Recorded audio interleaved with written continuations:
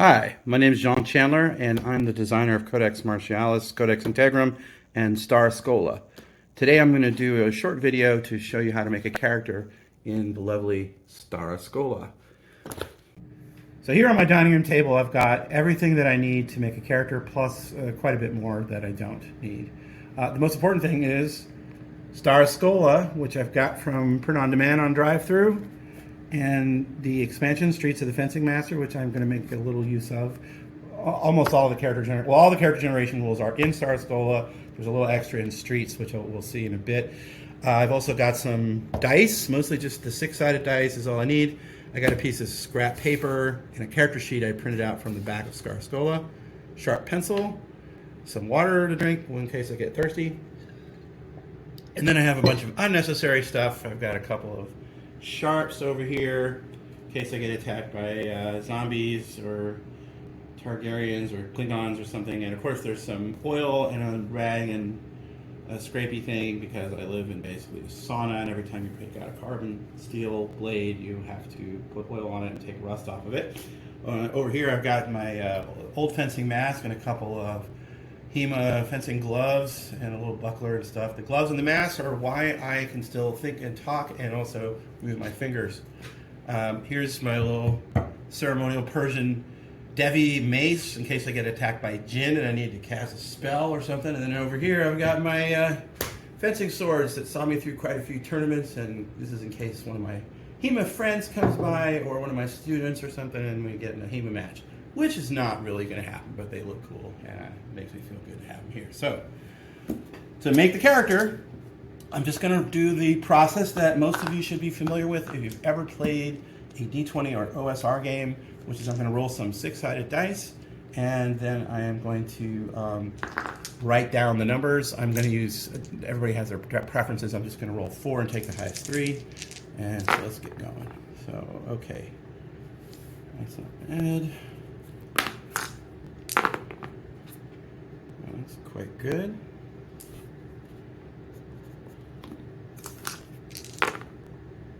Whoa, on a roll here. Wow, I wish I could use this kind of luck in real life. Okay. And one more. Okay, so. As soon as you mention your luck, it turns to. Yeah, but it's all right. It's overall it's pretty good. Okay, so then we're going to go to the book. I'm going to go to page 13, which is where character generation starts. And here on page 12, you've got a nice overview that kind of just goes through all the things you got to do to make a character. I already know that since I wrote the book. The important part for me, this part explains everything that you got to do in a little more detail.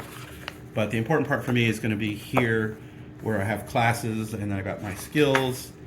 And I think that's really all I need. So I'm going to use this funny little thing that my wife got me to try to hold the page in place. Yeah, so the first thing I do, I have 10 points to work with, and I need to pick a class. And the class tells me what I get for my 10 points and what I can buy and so on. So I think for my first level, I'm making a 5th level character because I have a buddy who wants to run a game, and that's what he told me to do. And so I'm making a character for myself, one of the cannon fodder. And I write a lot about burgers, so I'm going to start off as a burger. I'm going to make a burger, and that means I get D8 worth of hit points to start with. So I'll do that as level 1. I got to start with 5 hit points. I get 3 Aaron, and 2 peril. So the peril is something that you deal with at the end. And you don't want to get too much of that, but I don't have to worry about it right now.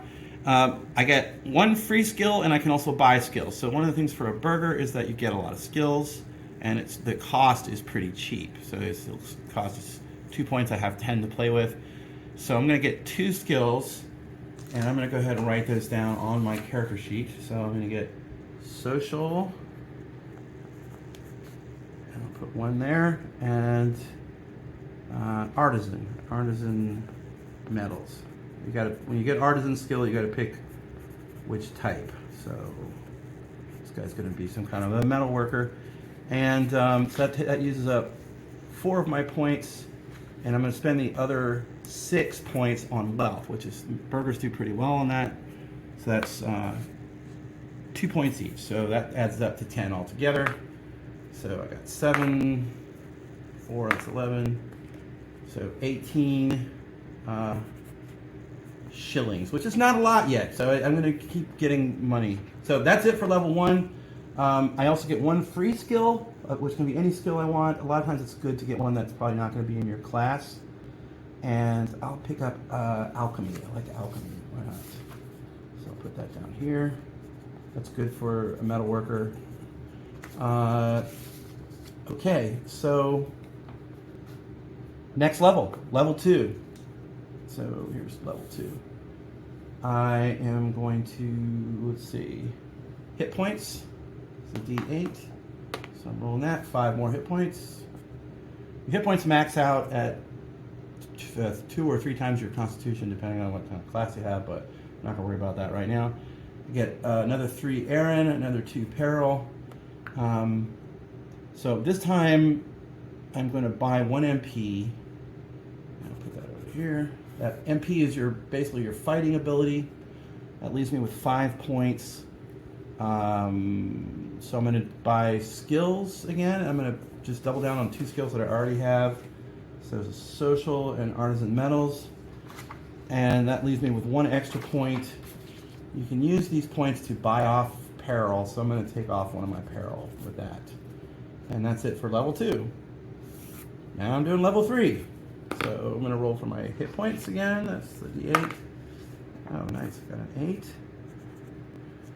And 3 more Aaron. Aaron is your honor.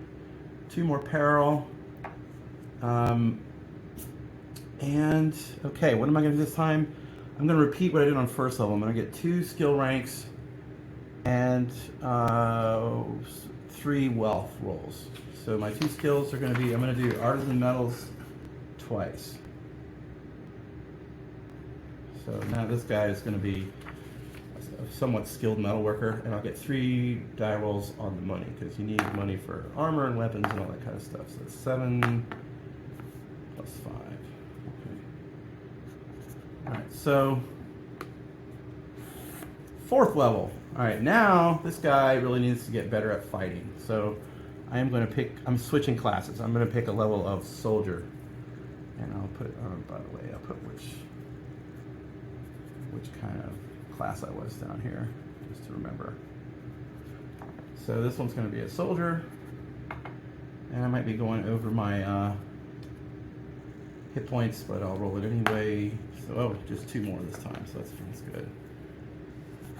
Aaron will get 3 again. Peril is a lot more for a soldier. Soldiers have a risky life. All right, so skills are a little more expensive, but MPs are cheaper. So I am going to get 2 MPs now.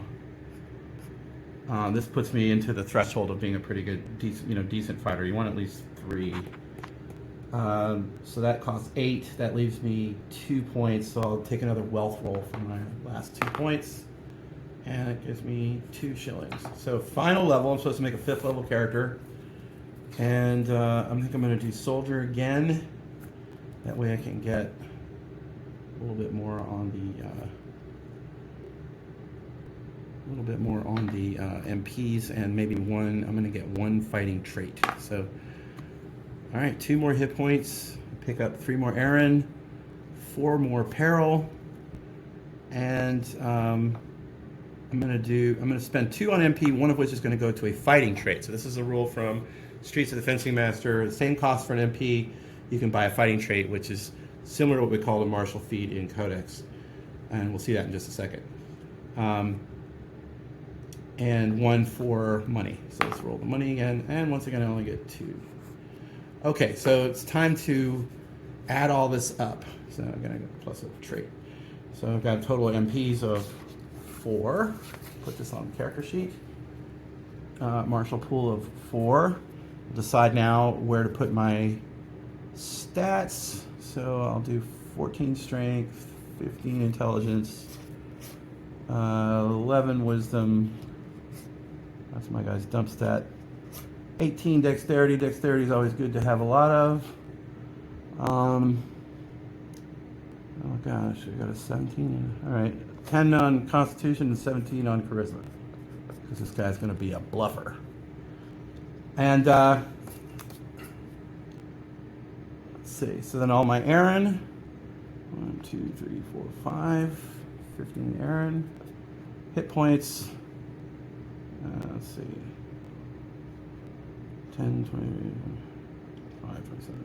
Okay, 27 hit points. And look, I'm going to name this guy. There was a funny name in the original D&D called Gut Boy Barrel House. I always thought that was a funny name. So that's this guy's name.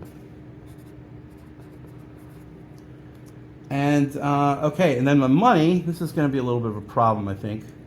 But okay, so I got 34 shillings. That's not a lot. So we'll just put that over here. Now let's go over to the equipment table. All right, so I gotta get, the most expensive thing is armor. So that's what I'm gonna get first. Let me get some idea of what kind of armor I can afford, which is not gonna be much, I think. Where is the armor? Okay. Okay, so what can I afford for 30 shillings? Very little. Mail shirt and cap. That's not too bad. I'll get that.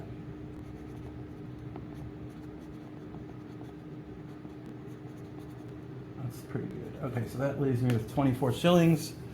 Now I need, for sure, decent hand weapon. And we got the table right here.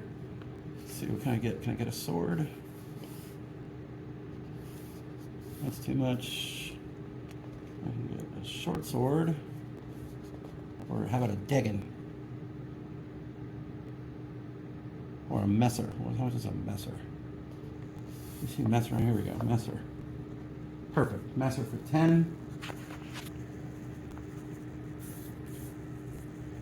That leaves me with 4 shillings. Should I even spend that? I don't know. Let me see. Is there any kind of missile weapon I could get?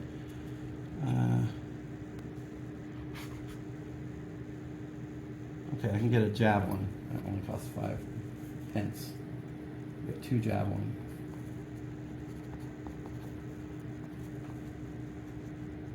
So let's see, that would be 10 pence. Okay.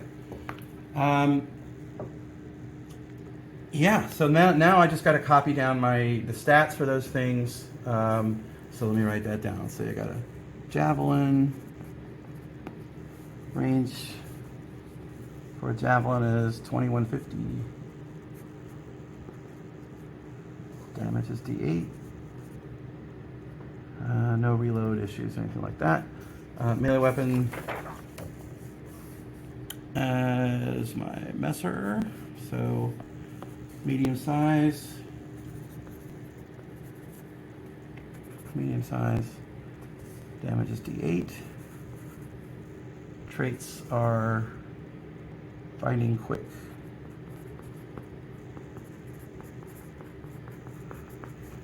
And my armor. Okay, mail shirt and cap. So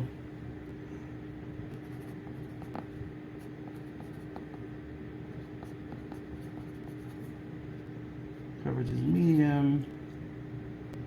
Damage reduction is 8. Defense is 1 free dice for a bypass. And hit points is 15 for that. And there you go. Gut Boy Barrel House. Oh, wait, I skipped an important part. One last thing. You may want to skip this too, but you shouldn't. So let's see, 10, 11, 13. Wow, that is a lot of. So these are the peril dice. I got to roll these peril dice, and anytime I get a 6 on any of these, that means I lose one of my ability stats. My stats were really high, but hopefully I won't lose a whole ton of them. So let's see, I have to do these 4 at a time. I've got 4 of these. Ooh, that's 2 right there. Let's see, I'll just mark that down here. All right, another 4, nothing there. Another 4, whew, nothing there, and then 1 more. Okay, so I got to knock off 2 points, so I'll take off 2 points from my amazing dexterity, so I've only got or actually I'll do 1 off of dexterity and 1 off of charisma. Who needs 17 charisma? That's ridiculous. All right. Okay, that's it. So now we got the character. It's not nice handwriting, but it's done. And I don't know how long that took, but it wasn't very long. And there's Stara Skola. One last tidbit, since I had purchased one fighting trait. So we're going to go into the Streets of the Fencing Master supplement. Here's fighting traits. These are broken up in here to, there's fencing traits and shooting traits. I like fencing because I did fencing for a long time in real life. So I'm going to pick one of these, and I think I'm going to pick the Master Cut. So I'm going to put that down here. Master Cut. And that is basically lets you use your dice for both attack and defense simultaneously. So it kind of lets you economize on your martial pool. All right, so that's it. Got Boy Barrel House ready to kick some ass.